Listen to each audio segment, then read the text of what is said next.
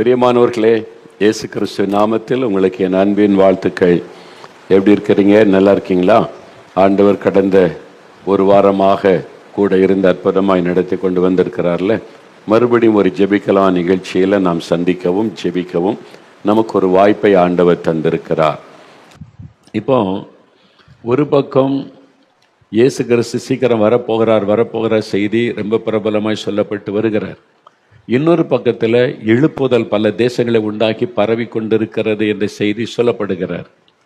இன்னொரு பக்கத்தில் ஆண்டவருடைய வருகைக்கான அடையாளங்கள், அதில் யுத்தங்களின் செய்திகள், அப்புறத்திகள், இந்த மாதிரிலாம் நம்ம கேள்விப்பட்டு கொண்டே வருகிறோம்ல. இப்போ இவ்வளோ சொல்கிறாங்க.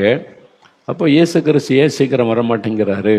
ரொம்ப காலமாக சொல்லிக்கிட்டே இருக்காங்களே, ஏன் அவர் தாமதிக்கிறார்?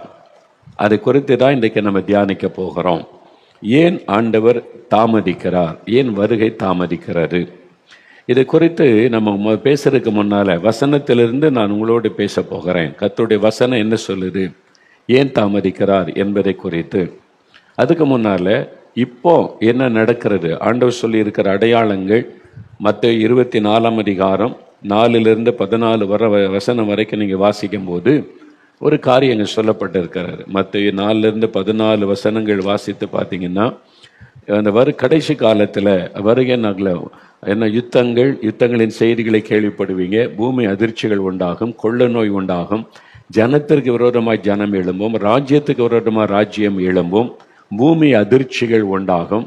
இதெல்லாம் அது மாத்திரம் இல்லை, கள்ள தீர்க்கதரிசிகள் எழும்புவாங்க, அநேகரை வஞ்சிப்பாங்க. கள்ளத்தனம், கள்ள போதகம், கள்ள ஆராதனை, கள்ள தீர்க்கதரிசனம் வந்து மக்கள் அதனால ஏமாற்றப்படுவாங்க. அதனால தான் வஞ்சிக்கப்பட்டு போகாதபடி எச்சரிக்கையாருங்க. வஞ்சிப்பாங்க, பணத்துக்காக புகழுக்காக அவங்க கர்த்தருடைய வசனத்தையே சொல்லுவாங்க, இயேசுவின் பெயரையே சொல்லுவாங்க, ஆனால் வஞ்சிப்பாங்க அப்படின்னு இயேசுவே சொல்லியிருக்கிறார். அதப்போ அது மாத்திரம் இல்லை, உங்களை உபத்திரவத்துக்கு ஒப்பு கொடுப்பாங்க. நீங்கள் கிறிஸ்தவங்க, சுவிசேஷம் அறிவிக்கிறவங்க, ஊழியம் செய்கிறவங்க, சபை உபத்திரப்படுத்தப்படும்.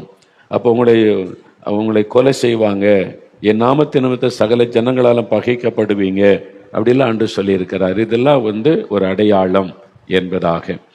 லூக்கா 21 அதிகாரத்தில் அதை குறித்து நிறைய இயேசு சொல்லிக்கொண்டே வருகிறார். அன்று சொல்ல பல இடங்களிலே மகா பூமி எதிர்ச்சி உண்டாகும். இப்போ உண்டாயிருக்கிற பூமி எதிர்ச்சி எல்லாம் சின்னது, இதுவே அசைவை உண்டாக்குது. இனிமேதான் பர்மாவில் உண்டானது, மியான்மரில். இனிமே வரப்போகிற பூமி அதிர்ச்சி மகா பூமி அதிர்ச்சி. இப்பவே சொல்றாங்க, டிவியில 4 நாளைக்கு முன்னால சொல்றாங்க, இந்தியாவில் இருக்கிற புவியியல் ஆராய்ச்சியாளர்கள் சொல்லி இருக்கிறாங்க, இந்தியாவின் வடபகுதியில் மிகப்பெரிய அளவில் பூமி அதிர்ச்சி வரப்போகிறது. அது 9 பாயிண்ட் வருமா, 6 பாயிண்ட் வந்தாலே பெரிய பாதிப்பை உண்டாக்குது, 7னாலே பெரிய பாதிப்பு. அது மாதிரி இப்போ 9 பாயிண்ட் வரப்போகுதுன்னு டிவியில் சொல்றாங்க. நம்ம ஒரு டிவியில் தான் சொன்னாங்க. அது டெல்லி, இமயமலை பகுதி, உத்தரப்பிரதேசம், மத்திய பிரதேசம், இதெல்லாம் பெரிய பாதிப்பு உண்டாகும். 30 கோடி பேர் மரிப்பதற்கு சாத்தியம் இருக்கிறதுன்னு சொல்லியிருக்கிறாங்க. கவனிச்சிங்களா? டிவியில் நிறைய செல்ஃபோனில் விளையாடிக்கிட்டு இருக்கீங்கல்ல, விளையாடுறீங்க. பூமி அதிர்ச்சி குலுங்கி பூமி மரட்டு, அப்போ தெரியும் நீங்கள் செல்ஃபோனில் விளையாடுறதெல்லாம். கொஞ்சம் கவனம் செலுத்துங்க, நாட்டில் என்ன நடக்குது, என்ன அறிவிப்பு கொடுக்குறாங்க என்பதெல்லாம். அப்போ ஆண்டவர் சொன்ன வார்த்தை இன்னைக்கு தீவிர மகாபூமி அதிர்ச்சி இனிமேதான் வரப்போகிறது. பல தேசங்களில் வரும் பாருங்க, யாருக்குமே உதவி செய்ய முடியாது. இதெல்லாம் இனி நடக்க போகிறது, பயங்கரமான விளைவுகளை உண்டாக்கும். இப்பவே யுத்தங்கள் பாருங்க, தீவிரமா ஒன்னொன்னா செய்தி வர ஆரம்பிச்சிட்டுல்ல. இப்போ இந்திய ராணுவம் ஆயத்தமா இருக்குது, பாகிஸ்தான் ராணுவம் ஆயத்தமா இருக்குது, எல்லையில குவிக்க ஆரம்பிச்சுட்டாங்க. இவங்ககிட்டையும் அணு ஆயுதம் இருக்குது, அவங்ககிட்டையும் அணு ஆயுதம் இருக்குது. அவங்க நம்ம நாட்டிலையும் ஏவுகணை இருக்குது, அவங்ககிட்டையும் ஏவுகணை இருக்குது. தானே எவ்வளோ பெரிய அழிவை உண்டாக்கும். யோசித்து பாருங்க, எவ்வளோ ரத்தம் சிந்தப்படும், எத்தனை மக்கள் சாவாங்க, பொருளாதார பாதிப்பு வரும். அதெல்லாம் நடக்கும். யுத்தங்களினால் உண்டாகுது. பார்க்குறோம்ல, ரஷ்யா உக்ரைன் யுத்தத்தில் எத்தனை பேர் மறிச்சு, எத்தனை இராணுவ வீரர்கள் இறந்துட்டாங்க, அப்பாவி மக்கள் இறந்துட்டாங்க. காசாவில் பார்க்குறோம்ல. அப்போ இதெல்லாம் பார்க்குறோம்ல, இந்தியாவில் யுத்தம் அதுதானே நடக்கும். அப்போ இதுதான் இன்னைக்கு உள்ள சூழ்நிலை. இயேசு சொன்னதெல்லாம் வேகமாக நடக்கிறாரு. இப்போ அப்போ இதெல்லாம் நடக்குது இல்லை, அப்போ இயேசு வந்துட வேண்டியது தானே. வந்துட்டா டக்குன்னு போயிடலாம் ஐயா, அந்த உத்தரவெல்லாம் இல்லாமல். நான் சில சமயம் அப்படித்தான் நினைப்பேன், நாட்டில் நடக்கிற பார்த்துட்டு சீக்கிரம் வந்துருங்க ஆண்டவரே அப்படின்னு தான் நினைப்பேன், சீக்கிரம் வாங்க அப்படின்னு சொல்லி. ஆனால் ஏன் அவர் தாமதிக்கிறார், அதுதான் இன்னைக்கு பார்க்க போகிறோம். அதுக்கு முன்னால வேதத்தில் சொல்லப்பட்ட இயேசு கிறிஸ்து சொன்ன அடையாளங்கள் தீவிரமாய் நிறைவேறுகிறாரு. சமீபத்தில் நடந்த சில காரியங்கள் தான் உங்களுக்கு காண்பிக்கப்பட்டு இருக்கிறது. இன்னும் வருகிற நாட்களில் இனி தீவிரமாய் நடக்கும். பயங்கரமாக, அதாவது மகா பூமி அதிர்ச்சிகள் பல இடத்தில் உண்டாகுன்னு சொன்ன வார்த்தை இனிமேதான் நிறைவேற போகிறது. அப்போ பெரிய அளவில் பூமி அதிர்ச்சி உண்டாக போகிறது. பெரிய அழிவு காத்திருக்கிறது. இதை மனதிலே கொள்ள வேண்டும். நாம் இப்போ நடந்து கொண்டிருக்க ஒவ்வொரு சம்பவங்களையும் உன்னிப்பாக கவனித்து இயேசுடைய வருகை சமீபம், உலகத்தின் முடிவு சமீபம் என்கிற உணர்வோடு அந்த சிந்தையோடு வாழுவதற்கு நம்ம அர்ப்பணிக்க வேண்டியது அவசியம். அதில் இன்னொரு முக்கியமான அடையாளம் இயேசு சொன்னார். லூக்கா 21 அதிகாரத்தை பார்க்கும்போது 12ஆம் வசனத்தில், என் நாமத்தை நிமித்தம் அவர்கள் உங்களை பிடித்து ஜெப ஆலயங்களுக்கும் சிறைச்சாலைகளுக்கும் ஒப்பு கொடுத்து ராஜாக்கள் முன்பாகவும் அதிபதிகள் முன்பாகவும் உங்களை இழுத்து துன்பப்படுத்துவார்கள். என் நாமத்தை நிமித்தம் எல்லாராலும் பகைக்கப்படுவீங்க, நீங்கள் துன்பப்படுத்தப்படுவீங்கன்னு தேவ பிள்ளைகள் சபைகள் ஊழியங்களுக்கு சொல்லி இருக்கிறார். இதெல்லாம் ஏன் நாம் பார்க்கணும்னா, வேத வசனம் நம் கண் முன்னால் தீவிரமாய் நிறைவேறி கொண்டு இருக்கிறது. இதெல்லாம் புதிதில்லை. இயேசு சொன்னதுதான். உங்களை கொடுமைப்படுத்துவாங்க, சிறையில் போடுவாங்க, நீதிமன்றத்தில் நிறுத்துவாங்க, பொய்யான குற்றச்சாட்டுலாம் சொல்லப்படும். அதுதான் இன்றைக்கு நடக்கிறாரு. இதெல்லாம் ஆண்டவர் மிக சமீபத்தில் வந்துவிட்டார் என்பதை நமக்கு ஞாபகப்படுத்தி கொண்டிருக்கிறாரு. மணிப்பூரில் என்ன நடந்தது? 300க்கு அதிகமான ஆலயத்தை இடித்து தரமட்டமாக்கி இல்லாமாக்கிட்டாங்க. அங்கேயும் அரசாங்கம் இருக்குல்ல, நம்ம இந்தியாவில் தானே இருக்கிறோம். அதுக்கு என்ன பதில் கிடைச்சிருக்கிறது? யோசித்து பாருங்க. 350 சர்ச்சை காணவில்லை, இடித்து பண்ணிட்டாங்க. வீடுகளை அடித்து உடைச்சி கொண்டுட்டாங்க. இத்தனை வருஷம் ஆகிறது. அந்த மக்களுக்கு திரும்ப வழிபாட்டுத்தலம் கட்டி கொடுத்தாங்களா? கட்ட விடுறாங்களா? அநீதியான காரியம் நம்ம நாட்டில், நம்ம நாட்டு மக்களுக்கே இழைக்கப்படுகிறது கண்முன்னால் பார்க்குறோம்ல. இப்போ ஈஸ்டர் அன்னைக்கு குஜராத்தில் சர்ச்சுக்குள்ளே போய் தாக்கி இருக்கிறாங்க. ஆராதனை சர்ச்சுக்குள்ளே ஆராதனை பண்ணுறதை கூட பொறுத்து கொள்ள முடியாதபடி தாக்குதல் நடத்தப்படுகிறது. நிறைய பேர் கைது செய்யப்பட்டு பொய்யான குற்றச்சாட்டு கட்டாய மரம் மாற்றாங்கன்னு உடனே அவங்கள போய் என்ன பண்ணிடுறாங்கன்னா விசாரணை கைதுன்னு ஜெயிலில் போட்டுறாங்க. அப்போ அது கேஸ் விசாரித்த பிறகு பொய் அப்படின்னு இவங்க கேஸ் கொடுக்குறவன காணாமல் போயிடுறான். பொய்யான கேஸ் தானே கொடுக்குறான், கோர்ட்டில் நிரூபிக்க முடியறதில்லை. அதனால் 8 மாதம் விசாரணை முடிவு வரைக்கும் ஜெயிலில் இருந்துட்டு வர்றாங்க அங்கே இருக்கிற ஊழியர்கள். இது எங்கே? இந்தியாவில் நடக்குது. அங்கே உத்தரப்பிரதேசத்தில் நடக்குது, மத்திய பிரதேசத்தில் நடக்குது. அப்போ இதெல்லாம் பார்க்குறோம்ல. அப்போ பொய்யான குற்றச்சாட்டு தான் சொல்கிறாங்க. எப்படியாவது இவங்களை பயமுறுத்தி முடக்கணும் அப்படின்னு நினைக்கிறாங்க. அது ஒரு பக்கம். ஆனால் இதெல்லாம் நடக்கும். இதெல்லாம் எதிர்பார்த்து தான் ஊழியம் செய்யணும் என்று ஆண்டவர் சொல்லி. ஏன்னா இயேசு கிறிஸ்துடைய அப்போஸ்தலர்கள் 12 பேருமே இரத்த சாட்சியாக தான் மரிச்சாங்க. எல்லாருமே இரத்த சாட்சியாக இயேசுக்காக இரத்த சிந்தி மரிச்சாங்க. தோமா இந்தியாவுக்கு வந்தார், அவரும் இரத்த சாட்சியாகத்தான் மரித்தார்.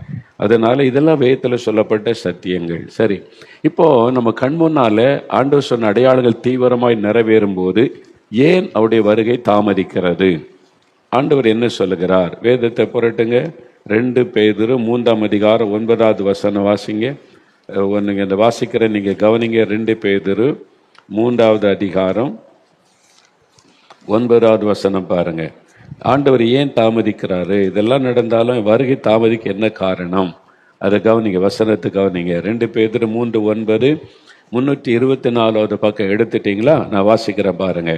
தாமதிக்கிறார் என்று சிலர் எண்ணுகிறபடி கர்த்தர் தமது வாக்குத்தத்தத்தை குறித்து தாமதமாயிராமல் ஒருவரும் கெட்டு போகாமல் எல்லாரும் மனம் திரும்ப வேண்டும் என்று விரும்பி நம்மேல் நீடிய பொறுமை உள்ளவராயிருக்கிறார். ஏன் ஆண்டவர் இயேசு தாமதிக்கிறாராம்? வாக்குத்தத்தத்தை குறித்து தாமதமா இருக்கல, அவருக்கு தெரியும் அவர் வரப்போகிறார். ஏன் தாமதிக்கிறார்? ஒருவரும் கெட்டு போகாமல் எல்லாரும் மனம் திரும்ப வேண்டும் என்று விரும்பி. அப்ப ஆண்டவருடைய விருப்பம் என்ன? இந்தியாவில் இருக்கிற 146 கோடி மக்களும் மனம் திரும்பி ரட்சிக்கப்படணும். எல்லா மக்களும் மனம் திரும்பி ரட்சிக்கப்படணும். அதான் இயேசுடைய விருப்பம், அவருடைய இருதயத்தின் விருப்பம். அதனால அவர் நீடிய பொறுமையோட இன்னும் ரட்சிக்கப்படட்டும், செய்தி சொல்லப்படட்டும், அவங்க ரட்சிக்கப்படட்டும் ஆண்டவர் விரும்பி காத்திருக்கிறாராம். ஏன் அப்படி ஆண்டவர் விரும்புகிறார்? எல்லாரும் மனம் திரும்பட்டும் அப்படின்னு விரும்ப காரணம் என்ன? அதுக்காக பொறுமையோடு தாமதிக்க என்ன காரணம் அப்படின்னு சொன்னா முக்கியமான ஒரு காரணம் இருக்கு. ஏன்னு சொன்னா இயேசு வந்துட்டா அப்புறம் நியாயத்தீர்ப்பில் என்ன நடக்கும் என்று சொன்னால், ரட்சிக்கப்படாதவர்கள், இயேசுவை ஏற்றுக்கொள்ளாதவர்கள், நரகத்தில் தள்ளப்படுவாங்க. இதுதான் சத்திய வேதத்தில் சொல்லப்பட்டிருக்கிற சத்தியம், இதுதான் உண்மையும் கூட. அப்போ ரட்சிக்கப்படும் போது என்ன நடக்கிறது? ஜீவ புஸ்தகத்தில் பெயர் எழுதப்படும். பரலோகத்திலே ஒரு புஸ்தகம் இருக்க, பேர் ஜீவ புஸ்தகம். அந்த புஸ்தகத்தில் இயேசுவை ஏற்றுக்கொண்டு ரட்சிக்கப்பட்டவங்க பெயர் தான் எழுதப்படும். சர்ச்சைக்கு காணிக்க கொடுத்து சர்ச்சையில் பெயர் சேர்த்துட்டா அந்த பெயர் பரலோகத்தில் எழுதப்படாது. மனம் திரும்பி ரட்சிக்கப்பட்டு இயேசுவின் ரத்தத்தினால் கழுவப்பட்ட அனுபவம் உள்ளவங்க பேர் மட்டும்தான் எழுதப்படும்.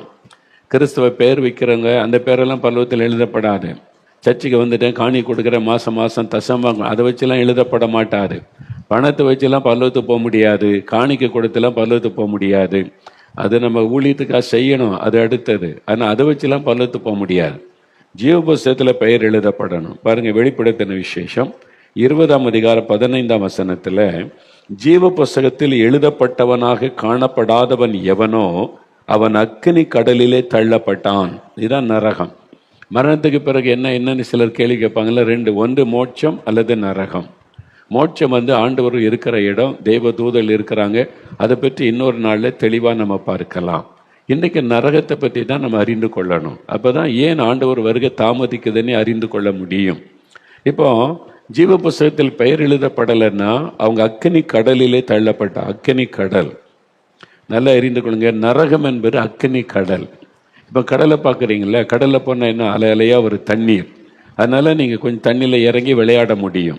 அப்போ கூட சுனாமினி வந்த உடனே எவ்வளோ பெரிய அழிவு, கடல்னானே ஒரு பயம் உண்டாகிட்டுல்ல.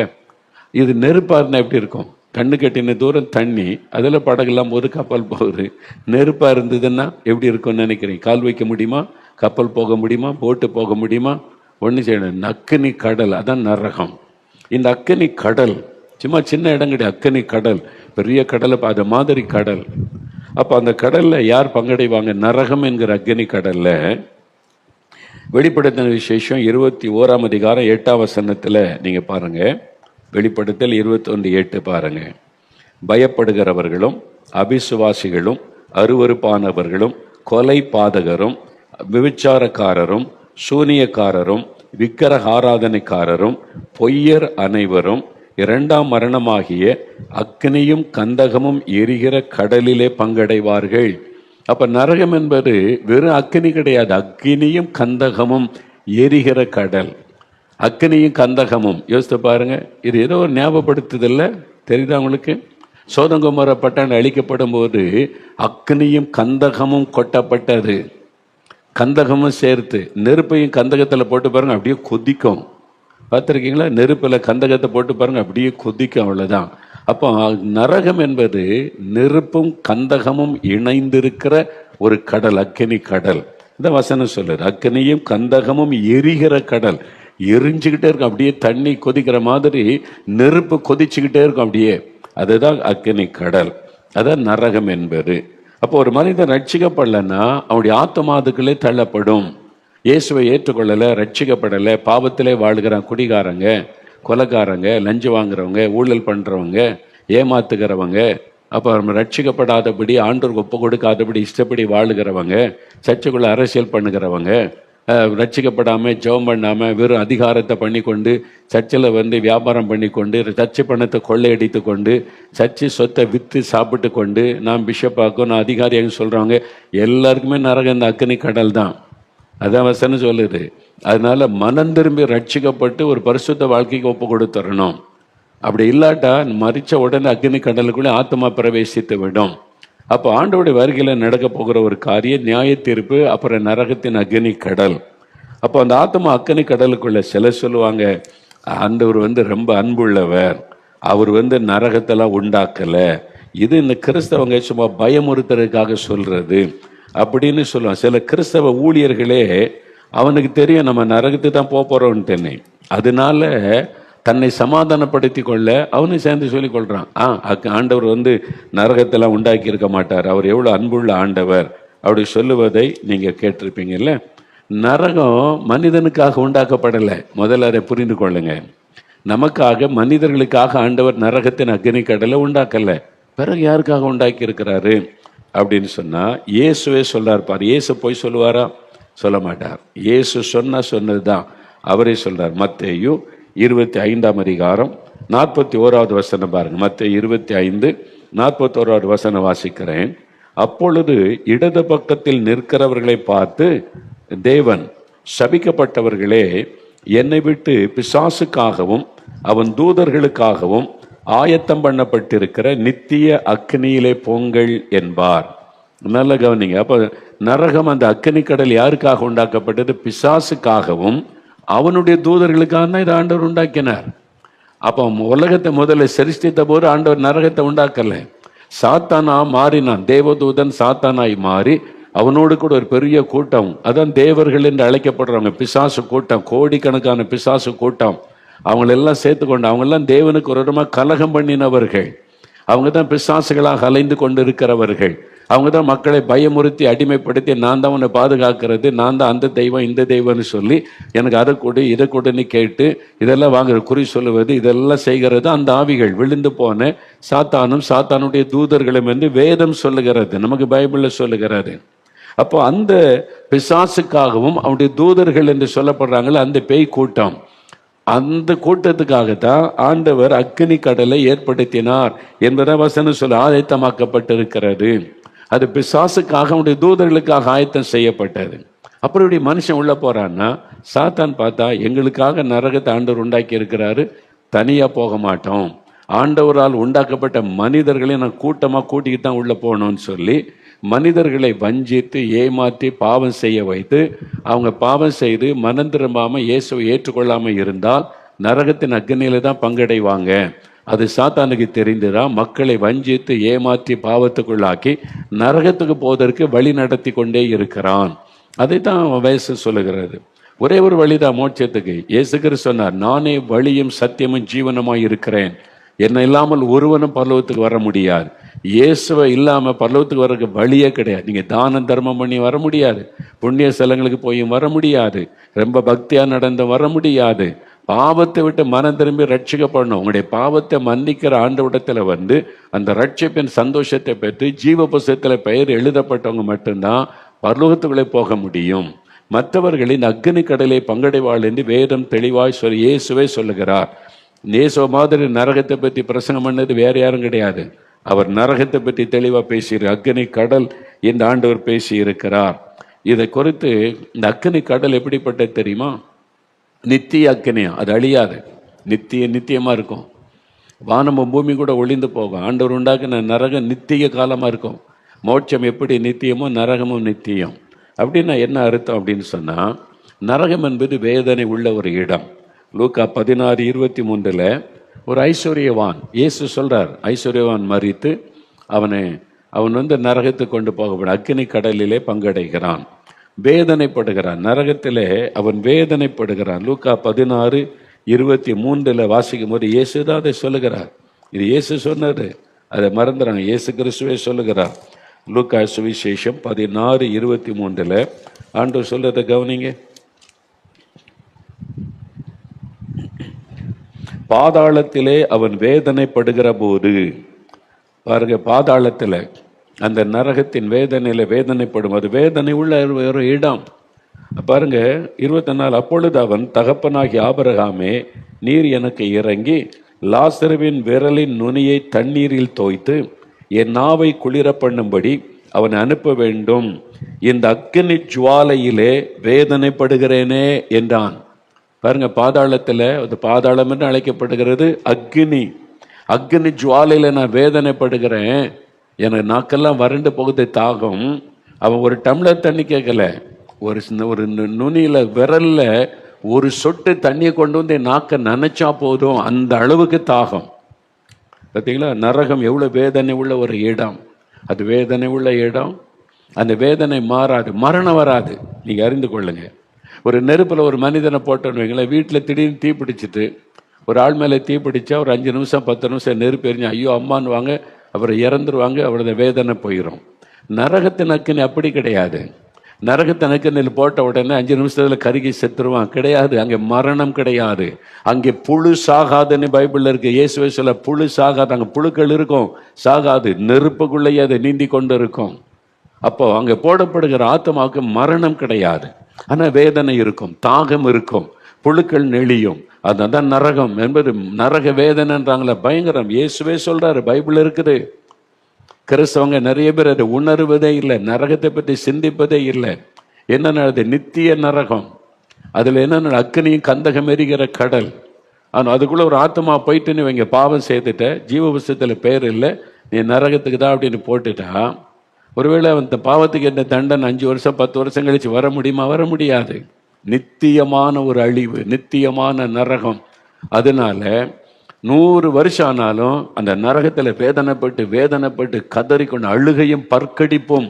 இயேசு சொல்றாரு, அங்க என்ன இருக்குமா? அழுகையும் பற்கடி. அழுவாங்க, கதறுவாங்க, பல்ல கட்டிப்பாங்க, நெருப்பு சுட்டரிக்கும், தாகம் எடுக்கும், தண்ணி கிடைக்காது, நான் வரடும், தண்ணி இருக்காது, வேதனை இருக்கும், மரணம் இருக்காது. அதான் கொண்டுகிறோம், மரணமே இருக்காதங்க. அப்ப மரணம் இருக்காதுன்னா 100 வருஷம் ஆனாலும் வேதனைப்பட்டுக்கிட்டே இருப்பாங்க, 1000 வருஷம் ஆனாலும் அந்த வேதனைப்பட்டுக்கிட்டே இருப்பாங்க அந்த நரகத்தின் அக்கனிக்குள்ள. 1,00,000 வருஷம் ஆனாலும் அந்த நரகத்துக்குள்ள வேதனைப்பட்டு கதறி கதறி கதறி அழுது கொண்டு கூக்குரலிட்டு கொண்டு இருப்பாங்களே தவிர அதுக்கு முடிவே வராது. அதுதான் நித்திய நரகம் வேதம் சொல்லுகிற நரகத்தின் வேதனை. அப்போ ஒரு ஆத்மா ரட்சிக்கப்படாம, அந்த ஆத்மாவுடைய பேர் ஜீவபுஸ்தகத்தை எழுதப்படாவிட்டால் நரகத்தின் அக்னிக்குள்ள போயிடும். அந்த ஆத்மா நரகத்தின் அக்னிக்குள்ள போயிட்டா திருப்பி வர முடியாது. செத்து போன ஆளுக்கெல்லாம் ஜெபம் பண்ணி பரலோகத்துக்கு கொண்டு போக முடியாது. ஏமாந்து போகாதங்க. ஒரு நாள் மரணம் சந்திக்கும் போது அங்க சொன்னாங்களே இங்க சொன்னாங்களே ஏமாந்து போவீங்க. வசனத்தை ஒழுங்க வாசிங்க. இயேசு என்ன சொன்னார்னு கவனிங்க. ஒரே தரம் மரிப்பது பின்பு நியாயத்தீர்ப்பு, அவ்வளவுதான்.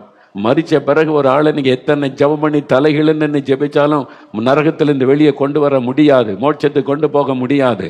மரிக்கிறதுக்கு முன்னால மனம் திரும்பி ரட்சிக்கப்படணும். No other way. தயவு செய்து ஏமாந்து போகாதங்க. இந்த கடைசி காலத்துல கர்த்தர் எச்சரிப்பாய் சொல்லுகிற விஷயம், ஜாக்கிரதையா மனம் திரும்பாட்டா அவ்வளவுதான் அவனுடைய நித்திய வாழ்வு. இன்னைக்கு தெரியாது, கண்ணை மூடின அடுத்த நிமிஷம் நரகத்தின் அக்னி, அவ்வளவுதான். அதுக்கு பிறகு நீங்க என்ன கதறியும், ஐயோ பிரசங்கெல்லாம் பண்ணாங்களே, சொன்னாங்களே, அவங்க சொன்னாங்களே, இவங்க சொன்னாங்களே, ஒன்றும் பண்ண முடியாது. இப்பவே ஜாக்கிரதையா மனம் திரும்பணும். ஏன்னா இப்ப இயேசு சொன்ன அடையாளம் நடக்குது இல்ல, கண் முன்னால உங்களுக்கு காமிச்சோல்ல. இப்ப இயேசு என்ன சொன்னார் அதெல்லாம் கண் முன்னால நடக்குது இல்ல. அப்ப அவர் சொல்லி இருக்கிறது காரியம் நிச்சயம் தானே. தயவு செய்து சீக்கிரம் இது யோசிங்க. அப்போ 1,00,000 வருஷம் ஆனாலும் அந்த ஆத்மா நரகத்துக்குள்ள வேதனைப்பட்டுக்கிட்டே இருக்கும், கதறிக்கொண்டே இருக்கும், அழுகையும் பற்கடிப்பும் வேதனை மிரிந்து கொண்டே இருக்கும். மரணம் சம்பவிக்கவே சம்பவிக்காது. அதுதான் கொடுக்குறோம். அதே சமயத்தில் மோட்சத்துக்கு போறவங்களுக்கு மரணம் இல்லை, நித்திய காலமாய் ஆண்டவரோட மகிழ்ச்சியா வாழ்ந்திருப்பாங்க. அது குறித்து இன்னொரு நாள் நம்ம பார்க்கலாம். இன்றைக்கு இயேசு ஏன் வர தாமதிக்கிறார்? ஏன் ஒருவர் எல்லாரும் மனம் திரும்பி ரட்சிக்கப்படணும்னு ஆண்டவர் விரும்புகிறதற்கு காரணம் என்ன? அதுதான் இது. என்ன, ஒரு ஆத்மா ரட்சிக்கப்படாட்டா நரகத்துக்குள்ள போயிட்டா அவங்க தப்ப முடியாது. அதனால அவங்க ரட்சிக்கப்படணும், அவங்க மனம் திரும்பட்டோன்னே ஆண்டவர் காத்திருக்கிறார், தாமதிக்கிறார், மனம் திரும்ப வாய்ப்பு கொடுக்கிறார், ரட்சிக்க அவர் வாய்ப்பு கொடுக்கிறார், ரட்சிக்கப்பட வாய்ப்பு கொடுக்கிறார். அதனால்தான் அவர் தாமதிக்கிறார். அறிந்து கொள்ளுங்க.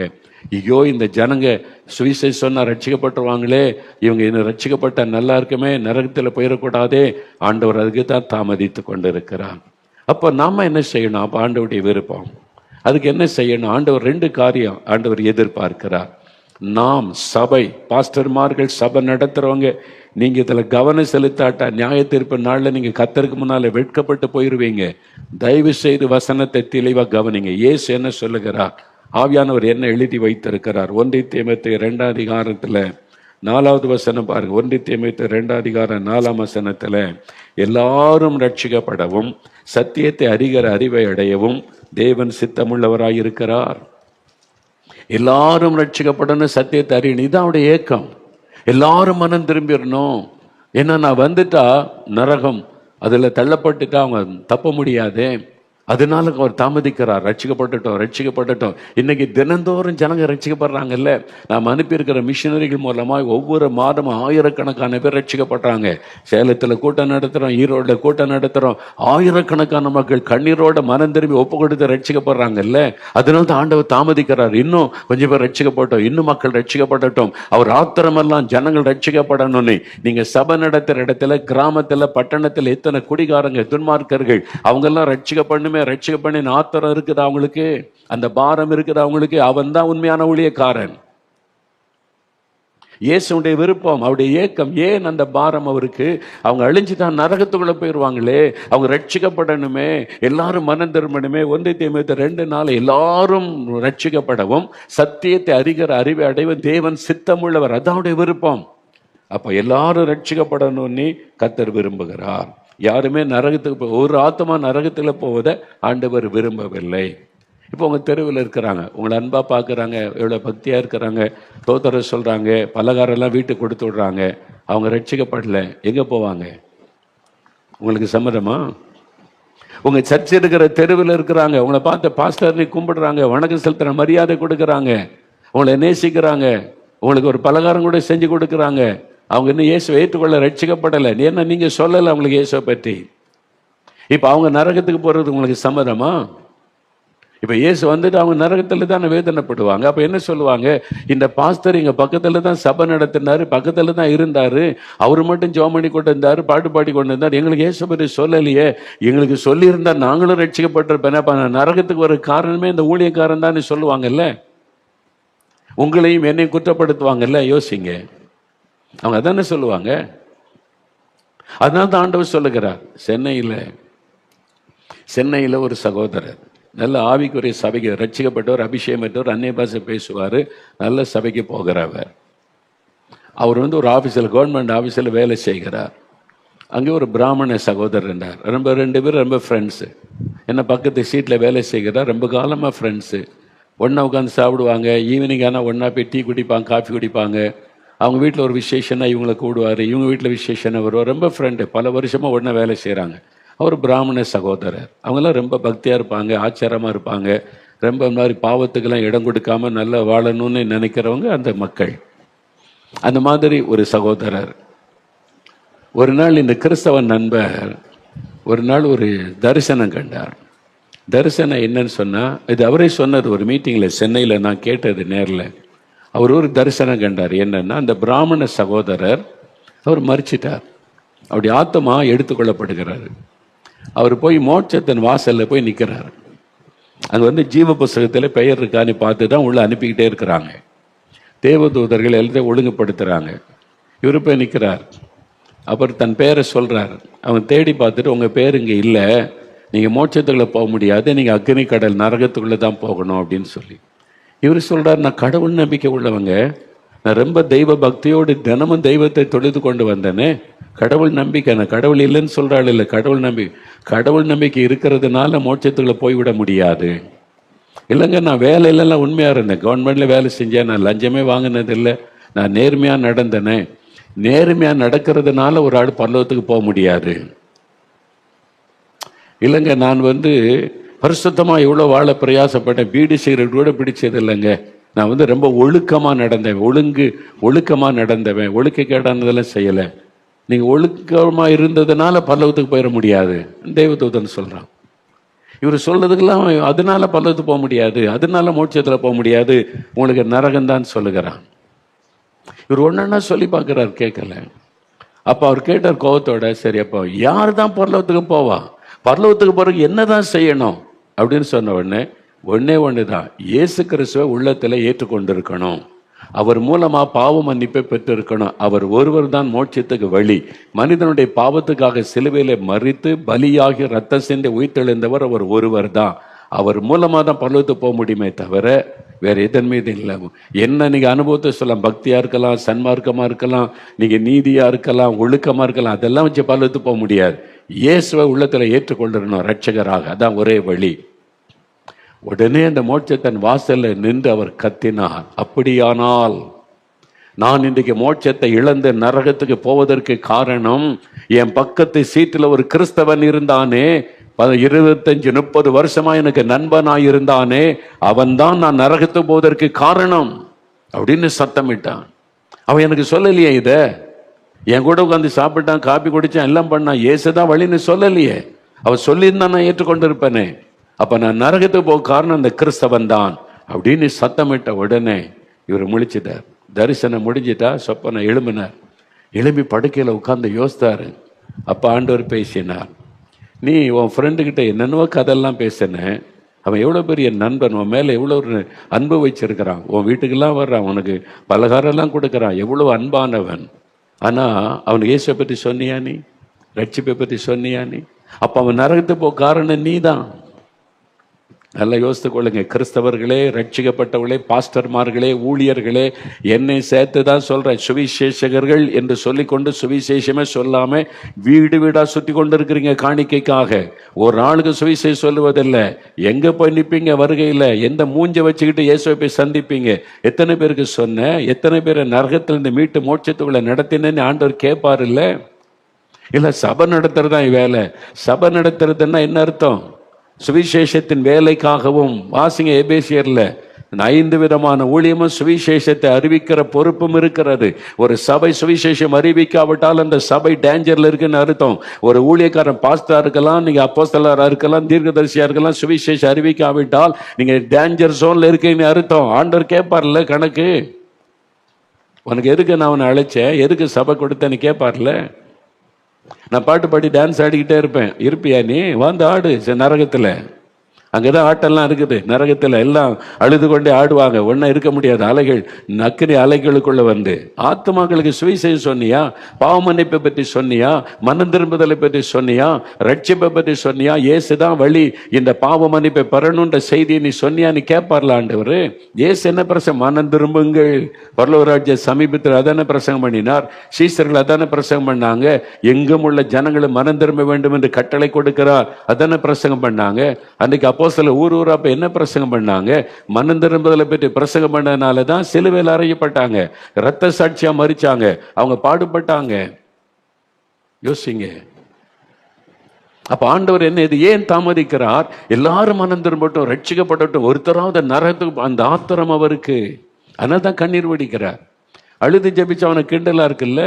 என்ன அவனுக்கு ஆத்மா கொடுத்த சிந்தை இல்லை, பாரம் இல்லை. அந்த ஆத்மா ரட்சிக்கப்படணுமே ஒரு பாரம் இயேசுக்குள்ள இருந்ததுனால அவர் அழுகிறார்.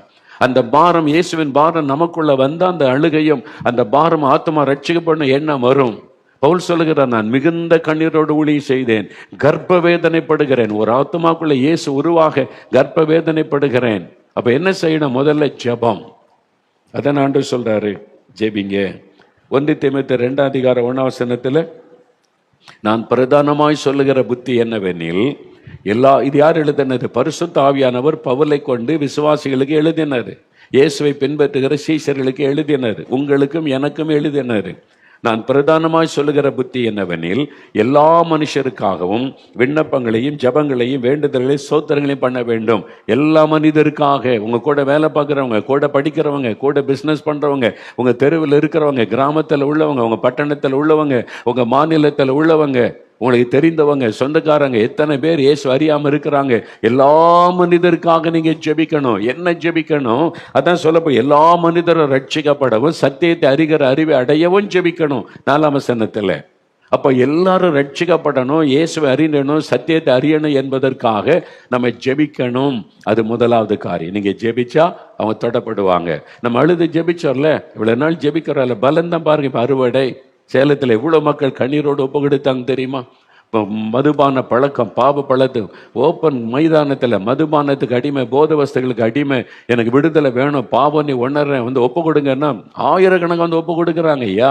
அப்ப அவங்க விடுதலைக்காக ஏங்குகிறாங்க, ரட்சிப்புக்காக ஏங்குகிறாங்க. அதனால தான் ஆண்டவர் தாமதிக்கிறார், இந்த மக்கள்லாம் ரட்சிக்கப்படணுமே அப்படின்னு சொல்லி. அப்போ மக்கள் வந்து தாகத்தோடு ஒப்பு கொடுக்குறாங்கல்ல, கண்ணீரோடு அழுது கொண்டு வந்து நிற்கிறாங்க. ஆண்கள், வாலிபர்கள் வந்து அழுது கொண்டு நிற்கிறாங்க, மனம் திரும்பி ரட்சிக்கப்பட விரும்புறாங்க. அந்த செய்தி சொல்லப்படாதான் காரணம். இப்போ அதனால தான் ஆண்டவர் சொன்னார், நீ போ, துரிதமா சொல்லு, என்ன முடியுமோ எல்லா மக்களுக்கு இந்த செய்தியை சொல்லுங்க என்பதாய். அப்போ முதல்ல நீங்க ஜெபிக்க வேண்டியது, எல்லாரும் ரட்சிக்கப்படணும், சத்தியத்தை அறிகிற அறிவை அடைய ஜெபிக்கணும். தினந்தோறும் ஜெபிங்க. அதுதான் வருகைக்கான ஆயத்தம். வருகைக்கு என்ன ஆயத்தம்? ஜபிக்கிறது. இயேசு சொன்னார்ல, லூக்கா 21 ஆண்டவர் என்ன சொன்னார் பாருங்க. லூக்கா 21:36 இந்த கடைசி கால ஆபத்தெல்லாம் வரும்னு சொன்னார்ல, பூமி எதிர்ச்சி, கொள்ள நோய் எல்லாம் வரும்னு சொன்னார். இந்தியாவில் பயங்கரமான பூமி எதிர்ச்சி, அதாவது 9 வரப்போகிறதாம்.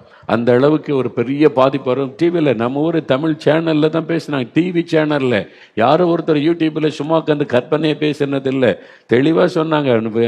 இந்த புவியியல் வல்லுநர்கள் சொல்லி இருக்கிறாங்க, வட பகுதியில் பெரிய ஒரு பூமி அதிர்ச்சி வரப்போகுது. இதுவரை கண்டிராத பூமி அதிர்ச்சி, 30 கோடி பேர் மரிப்பதற்கு வாய்ப்பு இருக்கிறதுன்னு வான் பண்ணி இருக்கிறாங்க இந்தியாவில்.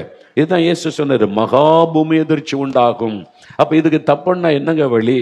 அதான் லூக்கா 21:36 இனி சம்பவிக்க போகிற இந்த ஆபத்துகளுக்கு நீங்கள் தப்பணும். ஆனா நீங்க தப்பி இயேசுவின் வருகையில் அவரை சந்திக்க வேண்டுமானால் எப்பொழுதும் ஜெபம் பண்ணி விழித்திருங்கள். அதான் இயேசு சொன்னார், எப்பொழுதும் ஜெபம் பண்ணுங்க. அப்ப எப்பொழுதும் ஜெபிக்கணும்னா இவ்வளவு காரியத்துக்கு ஜெபிக்க வேண்டியது இருக்குது இல்லை? ஜெபிங்க, எப்பொழுதும் ஜெபிங்க என்று ஆண்டவர் சொல்லுங்க. அதனால ஜெபத்துக்கு முக்கியத்துவம் கொடுங்க. எல்லாருக்காக ஜெபிங்க. எல்லாரும் ரட்சிக்கப்பண்ண சத்தியத்தை அறிவு அடையணும்னு ஜெபம் பண்ணுங்க. பிசாசு இதை அறிந்துதான் ஜெபத்தை தடுக்கிறதற்கு அதுக்கு ஊழியக்காரங்களே எழுப்பி இருக்கிறான். பைபிள் வச்சுக்கிட்டு ஜெபத்துக்கு விரோதமாய் பேசுகிற ஆட்கள் எல்லாம் பிசாசு எழுப்பிட்டான். ஏன்னா பிசாசுக்கு ஊழியம் செய்யற ஊழியர்கள் கடைசி காலத்தில் எழும்புவாங்கல்ல, இப்பவே எழுப்பிட்டாங்க.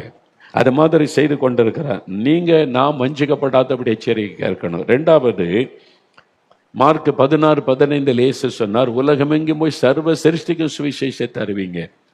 முதல்ல ஜெபிக்கணும், எல்லாரும் ரட்சிக்கப்படணும், சத்தியத்தை அறியணும், ஜெபிக்கணும். 2வது, எல்லாருக்கும் சுவிசேஷம் அறிவிக்கணும். அதான் இயேசு சொன்ன கட்டளை. சபையினுடைய பிரதான நோக்கம் என்ன? சுவிசேஷம் அறிவிக்கிறது. சுவிசேஷம் எந்த ஊழியக்காரனா இருந்தாலும் சுவிசேஷம் அறிவிக்கணும். இயேசுவை நற்செய்தியை சொல்லணும்ல, அவருடைய செய்தியை மற்றவங்களுக்கு அறிவிக்கணும்ல. அப்போ சுவிசேஷத்தை அறிவிக்கணும். சபை தினம் வாரந்தோறும் சுவிசேஷம் அறிவிக்கணும். நீ சுவிசேஷகனா இருந்தால் தினந்தோறும் கிராமத்தில் போய் 4 பேருக்கு ஒரு கைப்பறுதி கொடுத்தா சுவிசேஷத்தை, என்னென்ன வாய்ப்பு கிடைக்குது சுவிசேஷத்தை சொல்லணும். பாவத்தை குறித்து பேசணும், மனம் திரும்புதல் குறித்து சொல்லணும், ரட்சிப்பை குறித்து சொல்லணும், பரலோக பாக்கியத்தை குறித்து சொல்லணும், இயேசு ஒருத்தர் தான் வழி என்பதை சொல்லணும். அதான் சுவிசேஷம். அப்ப அதுக்கு தான் இன்றைக்கு ஆண்டவர் நம்மை துரிதப்படுத்துகிறார். அதனால தான் இப்போ இந்த வருஷத்துல இது 50 கோடி பேருக்கு இந்தியாவில் சுவிசேஷம் சொல்லணும் ஆண்டவர் சொல்லி கடந்த 3 வருஷத்துல 1 கோடிக்கும் அதாவது 10 கோடிக்கும் அதிகமான பேருக்கு நாங்கள் சுவிசேஷம் அறிவித்திருக்கிறோம். இன்னும் 30-40 கோடி பேருக்கு அறிவிக்கணும். இப்ப அதைத்தான் தீவிரமா ஜெபம் பண்ணி திட்டமிட்டு செயல்படுத்தி கொண்டு இருக்கிறோம். இயேசுடைய பிரதான கட்டளையை நிறைவேற்றணும். அதுல ஒவ்வொரு கிறிஸ்தவர்களுக்கும் பங்கு இருக்கிறது, ஒவ்வொரு ஊழியருக்கும் பங்கு இருக்கிறது. யாரும் எனக்கு தரிசனம் எல்லாம் சொல்ல முடியாது. கர்த்தருடைய வார்த்தை இருக்குது இல்ல, கர்த்தருடைய வார்த்தை இருக்குது. நீ ஜெபிக்கணும், சுவிசேஷம் அறிவிக்கணும் என்பது. அதனால இதுதான் பிரதானம். அதுக்கு தான் ஊழியக்காரன், அதுக்கு தான் நம்ம ரட்சிக்கப்பட்டு இருக்கிறோம். அதனால தீவிரமா அறிவிக்கணும். அப்ப இயேசுடைய வருகை தாமதிக்க என்ன காரணம்? ஜனங்க நரகத்தில் அழிஞ்சிடக்கூடாது, அந்த நித்திய நரகத்தில் போயிடக்கூடாது, அவங்க மனம் திரும்பி ரட்சிக்கப்படணும். அதுக்கு பொறுப்பு நம்மகிட்ட தான் இருக்குது. ஆண்டவர் அந்த காரியத்தை நம்மகிட்ட தான் தந்திருக்கிறார். ரட்சிக்கப்பட்ட ஒவ்வொருவருக்கும் அந்த பொறுப்பு இருக்கு. நீங்க வேலை செய்யலாம், பிசினஸ் பண்ணலாம், எல்லாருக்குமே அந்த உத்தரவாதம் இருக்கணும். நான் இந்த இயேசுவை எல்லாருக்கும் சொல்லணும், இந்த ரட்சிப்பை பற்றி சொல்லணும், அவங்கள ரட்சிப்புக்குள்ள நடத்தணும், நரகத்தினுக்கு போகிற அந்த மக்களை ஆண்டவர் பக்கமா திருப்பணும். அதுக்கு தான் நற்செய்தி கூட்டம். இது அவங்களுக்கு தெரியாது. கிறிஸ்தவர் அல்ல, மதவாதிகளுக்கு தெரியாது. அவங்க மதம் மாத்துறாங்க, மதமா பார்ப்பாங்க. நம்ம மதம் கிடையாது, மோட்சத்துக்கு வழி இயேசுதான். அந்த ஆத்திரத்துல தான் இவங்க அழிஞ்சிடக்கூடாதுன்னு செய்யற மதத்துக்கு ஆள் சேர்க்கிறதுல நம்ம ஊழியம். பரலோகத்துக்கு ஆள் சேர்ப்பது தான் நம்ம ஊழியம். நரகத்துக்கு போகிறவங்கள மோட்சத்துக்கு என்னராய் திருப்புவது, அதுதான் ஆண்டவர் எதிர்பார்க்கிறார். அதுதான் அவருடைய உள்ளத்தின் பாரம். அதுக்கு தான் அவர் தாமதிக்கிறார். அப்போ நாம் செய்ய வேண்டிய காரியம், எல்லா ரட்சிக்கப்பட்ட தேவ பிள்ளைகளும் அதனால தான் தினமும் ஜெபம் பண்ணுங்க. எல்லாரும் ரட்சிக்கப்பட்ட ஜெபம் பண்ணுங்க. வாரத்தில் 1 நாளாவது போய் கைப்பறுதி கொடுத்தாவது இயேசு உங்களை நேசிக்கிறான்னு சொல்லுங்க. அவங்க விளக்கமா கேட்ட மனம் திரும்புதல், ரட்சிப்பு, பரலோகத்துக்கு போகிறதை பற்றி பேசுங்க. மரணத்துக்கு பிறகு என்ன நடக்குன்னு கைப்பறுத்திலாம் இருக்குது, நம்ம அச்சடித்து வைத்திருக்கிற போய் கொடுங்க. எப்படியாவது இயேசுவங்க அறிந்து கொள்ளணும். அந்த ஆத்திரத்துல தான் ஊழியம் செய்கிறோம். அந்த ஒரு பாரத்துல தான் எப்படியாவது ஜனங்க ரட்சிக்கப்படணும். நீங்க டிவியில பாக்குறீங்களா, ஒவ்வொரு நிகழ்ச்சியில எவ்வளவு பேர் பாவத்துல இருந்து மனம் திரும்புறான், மதுபானத்தில் இருந்து, போதை வஸ்துகள் இருந்து கண்ணீரோடு மனம் திரும்பி ரட்சிக்கப்பட்டன்னு சாட்சி சொல்றாங்கல்ல, பாக்குறீங்களா நீங்க? அதுக்கு தான் இந்த ஊழியம். ஆத்மா ரட்சிக்கப்படணுமே, அவங்க பரலோகத்தின் பாக்கியத்தை பெறணுமே, நரகத்தின் அக்கினிக்குள்ளே போய்விடக் கூடாது என்பதற்கு தான் ஊழியம். அதுக்கு தான் இதை செய்து கொண்டு இருக்கிறோம். அதனால அது ஒவ்வொருவர் மேல விழுந்த கடமை. நீங்க எதுக்கு ஊழியம் செய்றீங்க யோசிச்சு பாருங்க. கர்த்தர் அழைச்சார், எதுக்கு அழைச்சார்? ஊழியம் செய்ய அழைச்சார். எதுக்கு ஊழியம் செய்ய அழைச்சாரு? எதுக்கு? உங்களை ஆசீர்வதிச்சு நீ எந்த வீட்டு மேலே வீடு கட்டு, காருக்கு மேலே கார் வாங்கி நீ பெரிய பணக்காரனா இருக்கதான் நான் உன்னை அழைச்சிருக்கேன். அதுக்கா? 4 பேருக்கு சுவிசேஷம் சொல்லு, 4 பேரை ரட்சிப்புக்குள்ள நடத்து. அறியாமைக்குள்ள இருக்கிறாங்க, நரகத்தை நோக்கி போறாங்க, அவங்கள மோட்சத்துக்கு நேரம் திருப்பி கொண்டு வா. மகனே மகளே, அந்த ஊழியத்தை செய்ய நீ தான் கத்த நம்ம எல்லாரையும் நம்பி நம்மளை நோக்கி பார்க்கிறார். அப்ப அதுதான் இன்னைக்கு நம்ம தீவிரமா செய்யணும். அதனால இதை மனசுல கொண்டு அவர் தாமதிக்க காரணம், ஆத்துமாக்களை நேசிக்கிறார், ஆத்துமாக்களுக்காக பரிதபிக்கிறார். ஜனங்கள் நரகத்தில் அழிந்திடக்கூடாதே என்ற ஒரு பாரம் உள்ளத்தை அழுத்துகிறார். அதனாலதான் அவர் தாமதிக்கிறார். தாமதிச்சு நம்ம பார்க்கிறார், நம்ம செய்வோன்னு எதிர்பார்க்கிறார். போய் சொல்லுங்க அவங்க ரட்சிக்கப்படணுமே அப்படின்னு சொல்லி. அதுக்கு தான் நம்ம இடைவிடாமல் ஊழியம் செய்கிறோம். பவுல் சொல்றாருல, இரவு பகல என் மீது விழுந்த கடமை, நான் சுவிசேஷத்தை பிரசங்கித்து மேன்மை பாராட்ட இடமில்லை, அது என் மீது விழுந்த கடமை நான் செய்யணும். அப்போ நம்மளை காப்பாற்றினார்ல ஆண்டவர், நரகத்துக்கு தப்பித்து கொள்கிற பாக்கியத்தை நமக்கு தந்திருக்கிறார்ல, அதை நம்ம மற்றவங்களுக்கு சொல்லணும்ல. அந்த அனுபவத்தை மற்றவங்களோட பகிர்ந்து கொள்ளணும்ல, ஒவ்வொருவரும் சொல்லணும். எல்லாருக்கும் கடமை இருக்கிறார். அதனால இன்றைக்கு ஆண்டவர் எதிர்பார்க்கிறது அதுதான். அதனால நம்ம ஜெபிக்க நினைப்போம். எல்லாரும் ஒரு 5 நிமிடம் ஜெபிக்க போகிறோம். அப்படியே கண்களை மூடுங்க, முடிந்தா முழங்கால் படியிட்டு கொள்ளுங்க. ஆண்டவரே, நீர் வருவதற்கு தாமதம் ஏற்படுவதற்கு என்ன காரணம் என்பதை எங்களுக்கு விளங்க பண்ணி இருக்கிறேன். எல்லாரும் ரட்சிக்கப்படணும், ஒருத்தர் கூட நரகத்தில் அழிஞ்சிடக்கூடாது, ஒருவர் கூட நரகத்தின் அக்கினிக்குள்ள போயிடக்கூடாது, அந்த நித்திய அக்கினிக்குள்ள ஆத்மா போய்விடக்கூடாதுன்ற ஒரு ஆத்திரம், அந்த அன்பு, ஆத்மாக்கள் மக்கள் மேல உள்ள அன்புனால நீர் தாமதிக்கிறீர் ஆண்டவரே. இந்த சமயத்துல நான் ஜெபிக்கணுமே, எல்லாரும் ரட்சிக்கப்படவும் சத்தியத்தை அறிவை அடைய நான் ஜெபிக்கணும். என்ன ஒப்பு கொடுக்கிறேன், ஒப்பு கொடுத்து ஜெபிங்க, ஒப்பு கொடுங்க. வாலிப தம்பி ஒப்பு கொடுங்க, வாலிப மகளை ஒப்பு கொடு. ஐயா ஊழியக்காரர்கள் ஒப்பு கொடுங்க. ஆண்டவரை நீ அமர்ந்திருக்க மாட்டேன், வெறும் சர்ச்சில் ஆராதனை நடத்துவது மட்டும் என் வேலை அல்ல. மந்தையில் இல்லாத ஆடுகளை கொண்டு வரணும், மந்தையில் இல்லாத ஆடுகளுக்கு சுவிசேஷம் சொல்லணும். மந்தையில் இல்லாத ஆடுகள், நரகத்தை நோக்கி ஓடிக்கொண்டிருக்கிற ஆடுகளை தடுத்து நிறுத்தி அவங்களை மோட்சத்துக்கு நேராய் நடத்தணும். ஆண்டவரே, அதற்கு கிருபை தாரும். என்னை ஒப்பு கொடுக்கிறேன், ஒப்பு கொடுங்க, ஒப்பு கொடுங்க. வாலிப தம்பி ஒப்பு கொடுங்க, வாலிப மகளை ஒப்பு கொடுங்க, ஊழியர்களை ஒப்பு கொடுங்க. ஆண்டவரே, நீர் விரும்புகிற ஊழியத்தை நிறைவேற்ற, நீர் பாரப்படுகிற ஊழியத்தை நிறைவேற்ற, எல்லா ஜனங்களும் ரட்சிக்கப்படணுமே, நரகத்துக்குள்ள போயிடக்கூடாதே, அக்கினி கடலுக்குள்ள அழிஞ்சிடக்கூடாதே. ஆண்டவரே, பரலோக பாக்கியத்துக்குள்ள வரணுமே. எல்லாருக்காக சிலுவை சுமந்தீங்க, எல்லாருக்காக ரத்த சிந்தினீங்க, எல்லாரும் ரட்சிக்கப்படணுமே. எங்க சொந்தக்காரங்க எல்லாம் ரட்சிக்கப்படணும், எங்க கிராமத்தின் மக்கள் எல்லாம் ரட்சிக்கப்படணும், எங்க பட்டணத்தின் மக்கள் எல்லாம் ரட்சிக்கப்படணும், எங்க அபார்ட்மெண்ட்ல இருக்கிற எல்லா குடும்பமும் ரட்சிக்கப்படணும், என் கூட வேலை பார்க்கிறவங்க எல்லாம் ரட்சிக்கப்படணும், என் ஃப்ரெண்ட்ஸ் எல்லாம் ரட்சிக்கப்படணும். ஒருவர் கூட நரகத்துல போயிடக்கூடாதே, அக்னி கடலுக்குள்ள போயிடக்கூடாதே. ஆண்டவரே, அவங்க எல்லாம் பரலோகத்துக்கு வரணுமே.